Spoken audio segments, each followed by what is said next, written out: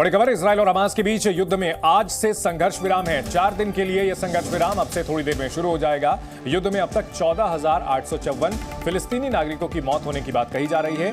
47 दिन के युद्ध के बाद यह युद्ध विराम शुरू हो रहा है। 7 अक्टूबर को यह घमासान शुरू हुआ था और उसके बाद अब 47 दिनों के बाद जाकर के 4 दिनों का युद्ध विराम है। हालांकि इजराइल ने साफ कर दिया है कि यह सिर्फ अस्थायी युद्ध विराम है।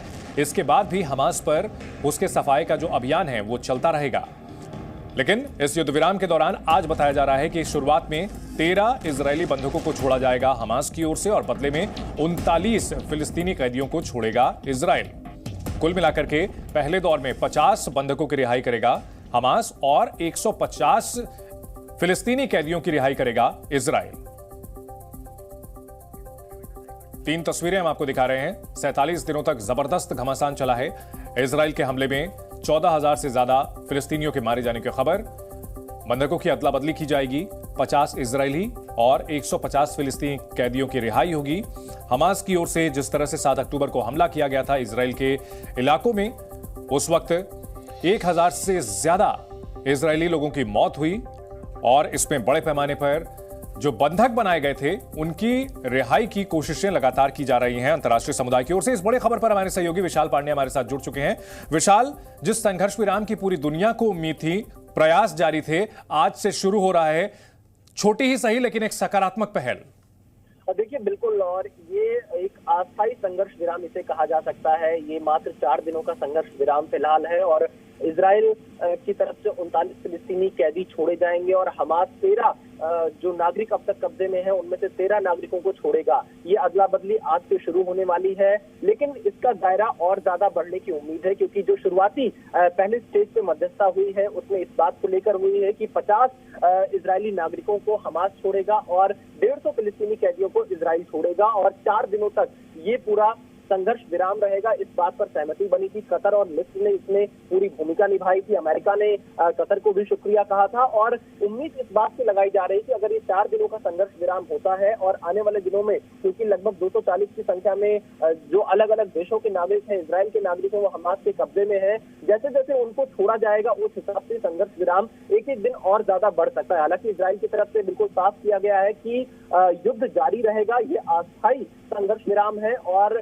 इजराइल ने एक बार फिर से कहा कि हमास का खात्मा करने के बाद ही वो युद्ध को रोकेगा। लेकिन उम्मीद ये है कि शायद ये संघर्ष विराम आने वाले दिनों में स्थायी तौर पर भी हो सकता है अगर इसमें और ज्यादा बातचीत बढ़ती है और ज्यादा मध्यस्थता चलती रहती है।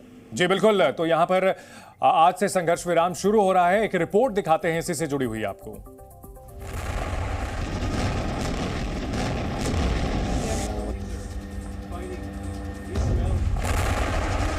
हमास का टेरर, स्कूल, अस्पताल और मस्जिद में कमांड सेंटर।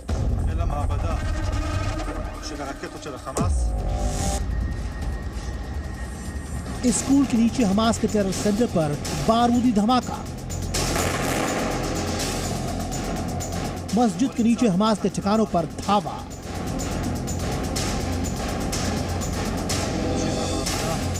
अस्पताल के नीचे हमास की अंडरग्राउंड सिटी।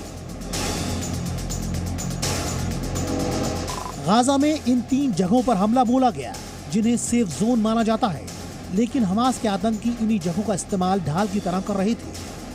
आईडीएफ ने हमास के ठिकानों पर बम बरसा कर न सिर्फ उसकी कमर तोड़ी है बल्कि दुनिया के सामने भी उसकी पोल खोल दी है। यही नहीं, बीते 24 घंटे में इजरायली फोर्स ने हमास के 300 से ज्यादा ऐसे ही ठिकानों पर बम बरसाकर धुआं कर दिया।